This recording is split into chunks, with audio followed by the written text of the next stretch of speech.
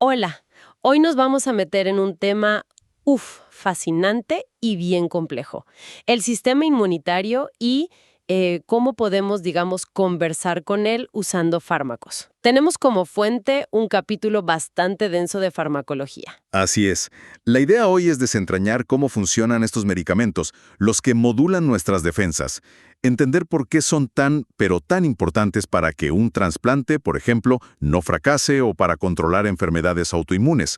Y claro, también hablar de los riesgos que los tienen. Arranquemos rapidito por lo más básico, para estar todos en la misma página. Nuestro sistema inmune tiene como dos brazos, ¿no? La inmunidad innata, que es la primera respuesta más general, rápida. La que actúa al toque, sí. Y luego la adaptativa, que es más lenta pero súper específica. Es la que aprende, la que recuerda encuentros anteriores. Ahí es donde juegan los famosos linfocitos T y B. Exacto. Y la clave de todo esto es que el sistema tiene que saber diferenciar lo propio de lo ajeno, el self del non-self que decimos en la jerga. Los linfocitos B, por ejemplo, fabrican anticuerpos. Imagínatelos como misiles guiados que van directo contra los invasores específicos. ¿Y los T? Los T son distintos. Son más como inspectores o coordinadores. Revisan fragmentos que les presentan otras células. Y si detectan algo sospechoso, ¡pum!, dan la alarma, coordinan el ataque, libran señales químicas como las citoquinas. Es una orquesta muy compleja. Suena súper eficiente defendiéndonos. Entonces, la pregunta del millón es, ¿por qué querríamos frenarlo? Parece ir contra la lógica, ¿no? Es una excelente pregunta. Y hay principalmente dos grandes motivos. El primero, los trasplantes de órganos. Cuando recibes un riñón, un corazón nuevo, tu sistema inmune lo ve como algo ajeno, un invasor, y lo ataca. Eso es el rechazo. Ah, claro. Necesitamos calmar esa respuesta para que el órgano pueda funcionar y sobrevivir en el nuevo cuerpo. Y el segundo motivo son las enfermedades autoinmunes. Donde el sistema se equivoca. Exacto. Se confunde y empieza a atacar los propios tejidos del cuerpo. Piensa en la artritis reumatoide, que ataca las articulaciones, o la esclerosis múltiple, que ataca el sistema nervioso. En esos casos, el objetivo es detener ese autoataque, frenar al propio sistema inmune. Entendido. Tiene todo el sentido ahora. ¿Y cómo lo hacemos? O sea, ¿cuáles son las herramientas farmacológicas que tenemos? Bueno, hay varias clases de fármacos inmunosupresores. Los podemos agrupar, digamos, en grandes familias. Primero, los glucocorticoides. El ejemplo típico es la prednisona, seguro muchos la conocen. Sí, muy comunes. Luego están los inhibidores de la calcineurina, como el tacrolimus o la ciclosporina. Después tenemos agentes que frenan la multiplicación de las células inmunes. Los llamamos antiproliferativos o antimetabólicos. Ahí entran el micofenolato, la satioprina, el sirolimus. Varios nombres importantes ahí. Y finalmente, los más modernos, o bueno, una clase muy importante hoy, son los biológicos. Estos suelen ser anticuerpos diseñados en laboratorio, muy específicos. Cada uno de estos grupos actúa en un punto diferente del proceso inmunitario, como en distintas estaciones de una línea de metro, digamos. Suena a que tenemos un arsenal interesante, pero imagino que tiene un costo, ¿no? ¿Cuál es el principal desafío al usar estos fármacos? El equilibrio. Siempre es el equilibrio. La gran mayoría de estos medicamentos no son súper selectivos. O sea, bajan las defensas en general, no solo contra el órgano trasplantado o contra el tejido que está siendo atacado en la autoinmunidad. Claro, te dejan más vulnerable. Exactamente. Abren la puerta a infecciones oportunistas, esas infecciones que normalmente nuestro sistema inmune controlaría sin problemas. Y a largo plazo, usarlos crónicamente puede aumentar el riesgo de desarrollar algunos tipos de cáncer. Y además, cada familia de fármacos tiene sus propias toxicidades específicas, sus efectos secundarios, que hay que vigilar muy de cerca. Nefrotoxicidad, problemas de azúcar, presión alta. Ok, vamos por partes entonces, para entenderlo mejor. Empecemos por los clásicos, los más antiguos y conocidos, los glucocorticoides. La prednisona es el ejemplo que todos tenemos en mente. ¿Cómo actúan? Los corticoides son antiinflamatorios muy potentes y su acción es muy amplia, afectan muchas cosas a la vez. Entran en las células inmunes y básicamente cambian la forma en que se leen muchos genes relacionados con la inflamación. Modifican la expresión génica, digamos. Justo. El resultado es que se producen menos señales proinflamatorias, como las citoquinas IL-1 o IL-6. También frenan la producción de IL-2, que antes dijimos que es como el combustible para que los linfocitos T se multipliquen. Y además, dificultan que las células inmunes viajen al sitio donde está la inflamación. ¿Afectan más la inmunidad celular, la de los linfocitos T, que la producción de anticuerpos por los linfocitos B? Y se usan muchísimo, ¿no? Para prevenir y tratar el rechazo de trasplantes en un montón de enfermedades autoinmunes. Artritis, lupus, esclerosis múltiple. Exacto. Son como los caballos de batalla de la inmunosupresión. Han sido cruciales por décadas. Pero claro, su uso prolongado es donde vienen los problemas. Los efectos secundarios que todos temen. Sí, pueden causar aumento de peso, la típica cara de luna llena, hacen los huesos más frágiles, lo que lleva a osteopenia u osteoporosis, aumentan el riesgo de infecciones, dificultan la cicatrización de heridas, pueden causar cataratas, suben el azúcar en sangre, a veces causando diabetes inducida por corticoides y también suben la presión arterial. Uf, una lista larga. Por eso, la tendencia siempre es usar la dosis más baja posible y durante el menor tiempo estrictamente necesario. Se intenta retirarlos o bajar mucho la dosis en cuanto se puede. De acuerdo, queda claro con los corticoides. Pasemos a otro grupo que mencionaste que suena como un enfoque más dirigido, los inhibidores de la calcineurina. Dijiste tacrolimus como el nombre que más se usa hoy. ¿Cómo frenan a las células T? ¿Cuál es el mecanismo? Estos son muy interesantes. El tacrolimus, por ejemplo, entra en la célula T y se une a una proteína que está ahí dentro, llamada FKBP12.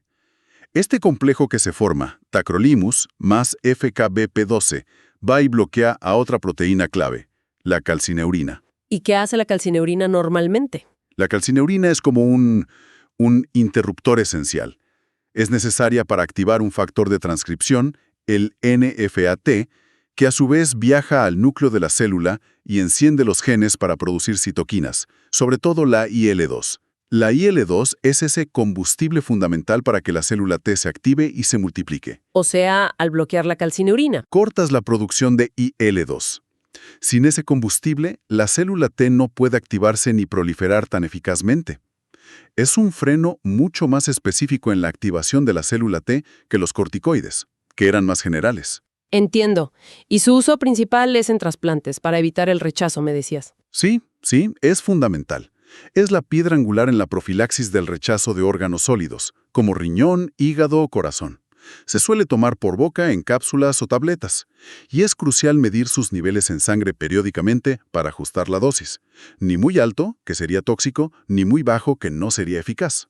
¿Y por qué es tan importante medir los niveles? ¿Varía mucho? Varía entre personas y, sobre todo, se metaboliza en el hígado a través de un sistema de enzimas llamado citocromo P450, específicamente la isoforma CYP3A4 y CYP3A5. Esto es súper importante porque muchísimos otros fármacos e incluso alimentos como el jugo de toronja o pomelo usan o afectan a este mismo sistema CYP3A4. Ah, las famosas interacciones medicamentosas. Exacto. Si tomas algo que inhibe el CYP3A4, los niveles de tacrolimus pueden subir peligrosamente. Si tomas algo que lo induce, los niveles pueden bajar, y el fármaco deja de hacer efecto, con riesgo de rechazo. Por eso, el monitoreo es clave. Y la toxicidad. ¿Qué es lo que más preocupa con tacrolimus, además de las interacciones? Lo más característico y limitante suele ser el riesgo de daño renal, la nefrotoxicidad. Es algo a vigilar constantemente. También puede causar neurotoxicidad, temblores, dolores de cabeza, a veces problemas motores o hasta convulsiones, molestias gastrointestinales, presión alta. Algo más específico del tacrolimus. Sí, algo muy notable es que aumenta el azúcar en sangre y el riesgo de desarrollar diabetes post-trasplante. Parece ser más diabetogénico que su primo mayor, la ciclosporina, especialmente en ciertos grupos de pacientes. Y como todos los inmunosupresores potentes, claro, aumenta el riesgo de infecciones oportunistas y de algunos tumores a largo plazo. Mencionaste la ciclosporina. Fue la primera de este grupo, ¿no? Sí, la ciclosporina fue revolucionaria en los 80s. Permitió que los trasplantes fueran una realidad mucho más extendida. Comparte con el tacrolimus la nefrotoxicidad y la hipertensión como efectos adversos principales. Pero tiene otros efectos distintivos, como el crecimiento excesivo del vello, hirsutismo, el agrandamiento de las encías, hiperplasia gingival. Y ojo, tiende a elevar más el colesterol LDL, el malo, que el tacrolimus. También tiene muchas interacciones por el CYP3A4. Entendido el mecanismo de frenar la señal de activación, la IL-2. Mencionaste también los antiproliferativos. Esos actúan diferente. Correcto. Si los inhibidores de calcineurina cortan, digamos, la señal de arranque, o el combustible, IL-2, los antiproliferativos o antimetabólicos van más a sabotear la maquinaria de multiplicación celular. Atacan directamente la capacidad de la célula de dividirse. ¿Como cuáles, por ejemplo? Un ejemplo importante es el sirolimus, también conocido como rapamicina. Y aquí viene algo curioso. El sirolimus también se une a la misma proteína intracelular que el tacrolimus, la FKBP12. ¿Pero hace lo mismo? ¿No? Y eso es lo fascinante. Se une a FKBP12, pero el complejo resultante no inhibe a la calcineurina. En lugar de eso, inhibe otra molécula señalizadora intracelular llamada mTOR, Mammalian Target of Rapamycina. La vía mTOR es crucial para que la célula progrese a través de su ciclo de división, específicamente para pasar de la fase G1 a la fase S, que es cuando duplica su ADN. O sea, le pone un freno de mano al ciclo celular en un punto diferente. Exactamente. Bloquea la progresión del ciclo celular. Y esto lo hace aguas abajo de la señal de la IL-2. Aunque la célula reciba la señal de IL-2, no puede usarla para dividirse si mTOR está bloqueado. Interesante. ¿Y eso para qué se usa principalmente? También se usa en trasplantes, a menudo en combinación con otros fármacos. A veces se usa específicamente para intentar evitar o reducir la dosis de los inhibidores de calcineurina. Sobre todo si hay preocupación por la función renal, porque el sirolimus, usado solo, no es tan nefrotóxico. ¿Algún otro uso llamativo? Sí, tiene un uso muy particular. Se usa para recubrir los stents, esas pequeñas mallas que se colocan en las arterias coronarias para mantenerlas abiertas después de una angioplastia.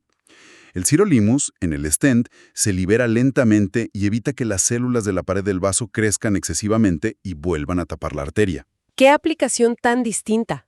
¿Y sus problemas? ¿Toxicidad? Su gran pero es que puede subir bastante los niveles de colesterol y, sobre todo, de triglicéridos en sangre. A veces tanto que requiere tratamiento específico para eso. También puede causar anemia, bajar las plaquetas o los glóbulos blancos, provocar úlceras en la boca y, algo importante, puede retrasar la cicatrización de las heridas quirúrgicas. Y ojo, si se combina con ciclosporina, puede empeorar la nefrotoxicidad. De acuerdo. Y el micofenolato mofetilo, MMF, es otro antiproliferativo que suena mucho, ¿verdad? Sí, el MMF es muy utilizado. Es otro enfoque para frenar la división celular, pero por una vía distinta al sirolimus. El MMF es un profármaco, o sea, se toma y dentro del cuerpo se convierte en su forma activa, que es el ácido micofenólico o MPA. ¿Y qué hace el MPA? El MPA inhibe una enzima específica, la IMP deshidrogenasa. Esta enzima es crucial para una vía particular de fabricar nucleótidos de guanina, que son ladrillos esenciales para construir ADN y ARN. Resulta que los linfocitos T y B dependen muchísimo de esta vía de novo para poder multiplicarse cuando se activan. Entonces, al bloquear esa enzima, Les quitas un ladrillo fundamental. Y como dependen tanto de ella, el MPA inhibe su proliferación de forma bastante selectiva, sin afectar tanto a otras células del cuerpo que pueden usar vías alternativas. También afecta a otras funciones de los linfocitos, como la producción de anticuerpos o su capacidad de pegarse a los vasos sanguíneos. suena bastante útil. Me imagino que para trasplantes, pero también mencionaste antes que se usa en enfermedades como el lupus. Exacto. Es un pilar en la prevención del rechazo de trasplantes, generalmente junto con un inhibidor de calcineurina y corticoides. Y sí, cada vez se usa más off-label, fuera de su indicación oficial original, para tratar enfermedades autoinmunes como el lupus, algunas vasculitis, etc.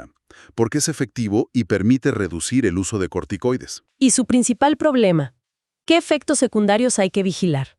Lo más frecuente, y a veces limitante, son las molestias gastrointestinales, diarrea, náuseas, vómitos. De hecho, hay formulaciones de liberación retardada que intentan minimizar esto. También puede causar toxicidad en la médula ósea, bajando los glóbulos blancos, leucopenia, lo que aumenta el riesgo de infecciones. ¿Alguna infección en particular? Se ha visto mayor incidencia de algunas infecciones virales como por citomegalovirus, CMV. Y también, sobre todo en combinación con tacrolimus, se ha asociado a la reactivación de un virus llamado BK, que puede causar problemas renales en pacientes trasplantados. Y un punto crítico, absolutamente fundamental, el MMF es teratogénico, Peligroso en el embarazo. totalmente contraindicado. Hay un riesgo alto de malformaciones congénitas graves y de pérdida del embarazo. Requiere anticoncepción muy estricta en mujeres en edad fértil. Ok, clarísimo. Entonces, hemos cubierto los corticoides, acción amplia, los inhibidores de calcineuina, bloquean señal IL-2, sirolimus bloquea MP, MTO y ciclo celular, y MMF inhibe síntesis de ADN en linfocitos. ¿Qué nos queda? Mencionaste los biológicos. Ahí ya suena a ciencia ficción casi. Bueno, es donde la farmacología se vuelve realmente específica. Los biológicos son, en su mayoría, proteínas terapéuticas diseñadas. Generalmente son anticuerpos o a veces partes de receptores fusionadas a otras proteínas. La gran ventaja es que actúan como misiles teledirigidos. Van contra una molécula muy concreta del sistema inmune. ¿Y hay tipos diferentes de biológicos? Sí, los podemos dividir en dos grandes grupos iniciales. Por un lado, los policlonales. Un ejemplo es la globulina antitimocito, o ATG. Se obtiene inmunizando animales, conejos, caballos, con linfocitos T humanos. El resultado es una mezcla de muchos anticuerpos diferentes que reconocen y atacan diversas moléculas en la superficie de los linfocitos T. Suena potente, pero variable. Exacto. Es potente. Causa una depresión, una eliminación rápida de linfocitos T circulantes. Se usa a veces al inicio del trasplante como una terapia de inducción fuerte o para tratar rechazos agudos. Pero al ser una mezcla derivada de animales, puede dar reacciones y su composición varía un poco entre lotes. ¿Y la otra categoría? Son los anticuerpos monoclonales, los famosos MAPS. Estos son producidos por una única línea celular en el laboratorio, así que son todos idénticos y van dirigidos contra un único blanco molecular, una única proteína específica. Son mucho más precisos y consistentes. Además, hoy en día se humanizan o se hacen totalmente humanos para reducir la posibilidad de que nuestro propio cuerpo los rechace y para que duren más tiempo en circulación. Ahí sí que estamos hablando de precisión quirúrgica casi. ¿Ejemplos? Hay muchísimos ya. Por ejemplo, anticuerpos que bloquean el receptor de la IL-2, ese combustible del que hablábamos. Basiliximab es uno. Se une a una parte del receptor, la cadena alfa, CD25, e impide que la IL-2 se una y active la célula T. Pero ojo, no la mata, solo bloquea la señal. Se usa mucho en la inducción del trasplante renal. Otro ejemplo, quizá uno que sí elimine células. Claro, alemtuzumab. Este es un anticuerpo monoclonal contra una molécula llamada CD52, que está presente en la superficie de muchos linfocitos, T, B, NK, y otros leucocitos. Al unirse al alemtuzumab, marca a estas células para que el propio sistema inmune las destruya. O sea, una depresión profunda. Profundísima y muy duradera. Puede tardar meses, incluso más de un año, en que los niveles de linfocitos se recuperen. Se usan algunos protocolos de trasplante para tratar rechazos resistentes, en leucemia linfocítica crónica y también de forma importante en esclerosis múltiple. Pero imagino que una supresión tan fuerte tendrá sus riesgos. Sin duda, mayor riesgo de infecciones, claro. Y curiosamente, después de la depresión, durante la fase de recuperación inmune, a veces pueden surgir otros problemas autoinmunes. Es como si el sistema, al reconstruirse, se desajustara un poco. Mencionaste esclerosis múltiple de nuevo. Parece que es un área donde estos biológicos han cambiado mucho las cosas. Totalmente. La EM es un campo donde la inmunoterapia ha dado pasos agigantados. Recordemos brevemente, es una enfermedad autoinmune donde el sistema inmunitario ataca la mielina, que es como el aislante de los cables nerviosos en el cerebro y la médula espinal. Esto causa inflamación y daño neurológico. ¿Y qué tipo de biológicos específicos se usan en EM además de alemtuzumab? Hay varios muy importantes. Uno es natalizumab. Este anticuerpo bloquea una molécula de adhesión en los linfocitos llamada integrina alfa 4. Esta integrina es como la llave o el pasaporte que usan los linfocitos para pegarse a los vasos sanguíneos del cerebro y cruzar la barrera hematoencefálica para entrar al sistema nervioso central. Si bloqueas la llave, no pueden entrar. Exacto. Impide que los linfocitos agresores lleguen al cerebro y la médula. Es muy eficaz para reducir los brotes de M, pero tiene un pero importante. Siempre hay un pero. En este caso, es el riesgo, bajo pero muy grave, de desarrollar una infección cerebral oportunista llamada leucoencefalopatía multifocal progresiva o LMP, causada por la reactivación del virus JC. Esto requiere una vigilancia y selección de pacientes muy cuidadosa. Luego tenemos otra clase importantísima en EM, los anticuerpos anti-CD20. El CD20 es una molécula que se encuentra exclusivamente en la superficie de los linfocitos B. Ah, atacando a los linfocitos BNM, pensaba que eran los T los principales culpables. Se pensaba eso tradicionalmente, pero ahora sabemos que los linfocitos B juegan un papel crucial en la EM, no solo produciendo anticuerpos, sino también presentando antígenos a los T y liberando citoquinas. Fármacos como ocrelizumab o rituximab, usado off-label, eliminan los linfocitos B circulantes que expresan CD20. ¿Y son efectivos? Porque ocrelizumab fue el primer fármaco en demostrar eficacia también en las formas progresivas de la M, no solo en las recurrentes remitentes. Es increíble la especificidad que se puede lograr. Hay otros mecanismos novedosos, quizás no anticuerpos. Sí, claro. Han surgido moléculas pequeñas que se toman por boca, con mecanismos de acción muy ingeniosos. Por un lado están los inhibidores de las quinasas Janus, o inhibidores de JAK, como tofacitinib, baricitinib, upadacitinib. Quinasas Janus. Suena mitológico. Sí, las JAK son enzimas que están dentro de la célula, justo debajo de los receptores de muchas citoquinas diferentes, IL-2, IL-6, interferones. Cuando una citoquina se une a su receptor en la superficie, activa a estas JAKs, que a su vez transmiten la señal hacia el núcleo para activar genes inflamatorios. O sea, son como un centro de relevo para muchas señales inflamatorias. Exactamente. Entonces, los inhibidores de JAK o JAK inhibs bloquean estas enzimas y al hacerlo, cortan la señalización de múltiples citoquinas proinflamatorias a la vez. Son orales y muy eficaces en enfermedades como la artritis reumatoide, la psoriasis, colitis ulcerosa. Suenan muy potentes, pero si bloquean tantas señales, ¿la seguridad? Ahí está el quid de la cuestión.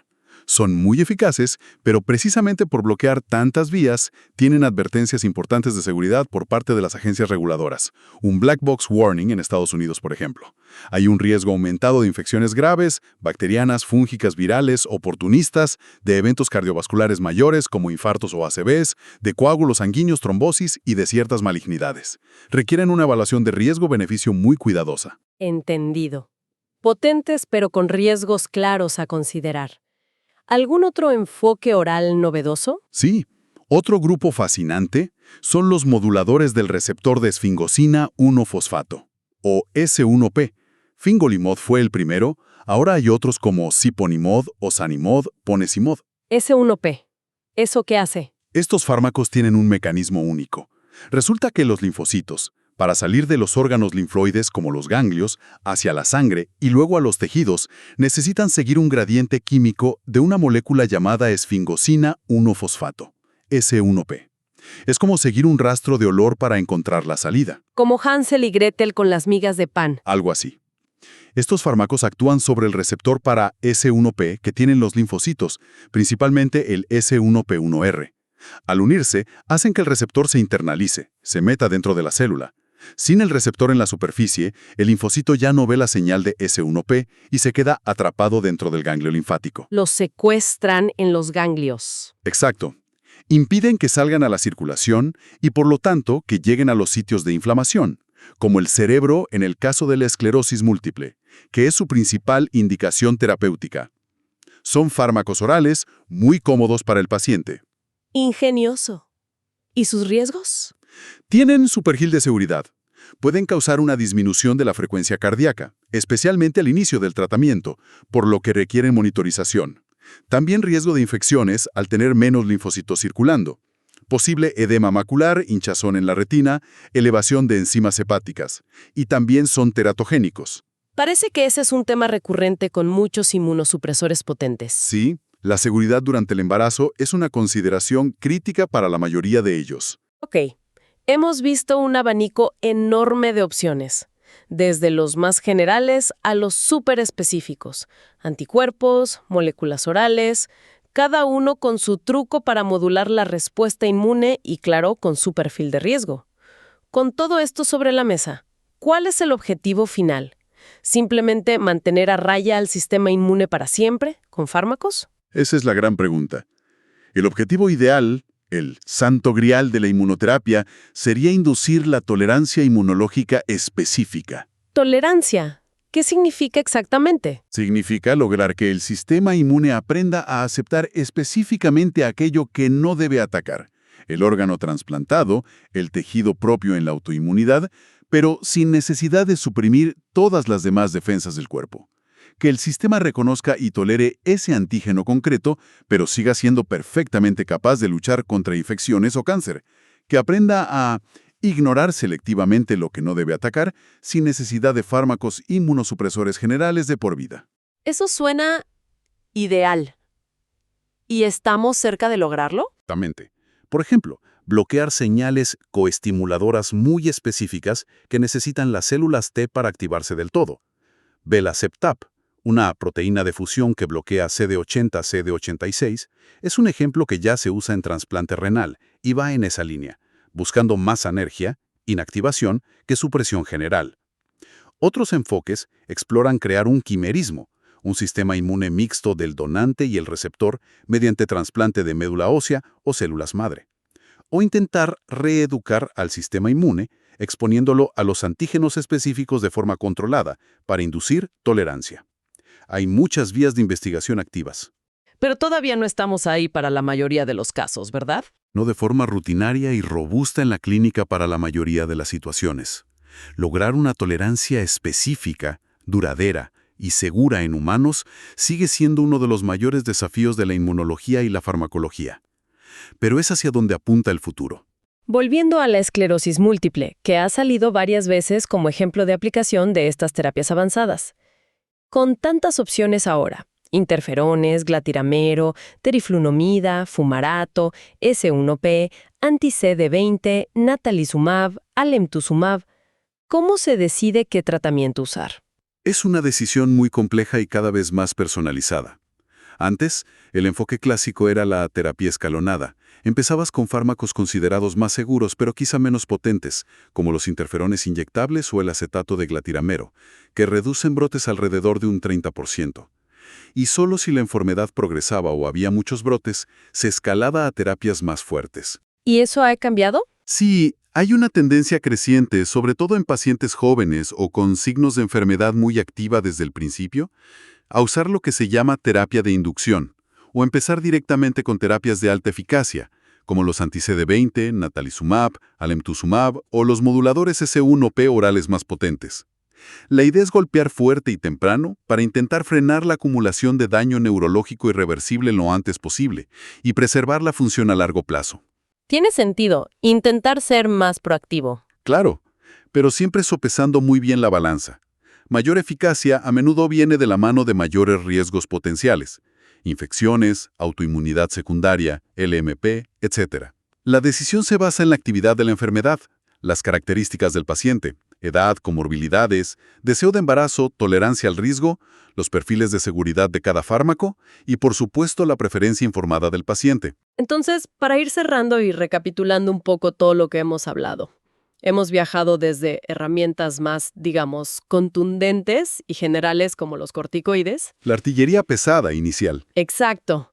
Hacia fármacos que bloquean vías clave de activación, como los inhibidores de calcineurina, o la multiplicación celular como sirolimus o MMF, y hemos llegado a la era de las terapias muy dirigidas. Anticuerpos monoclonales contra blancos específicos, moléculas orales como los inhibidores de JAK o los moduladores S1P, que interfieren con pasos muy concretos de la respuesta inmune.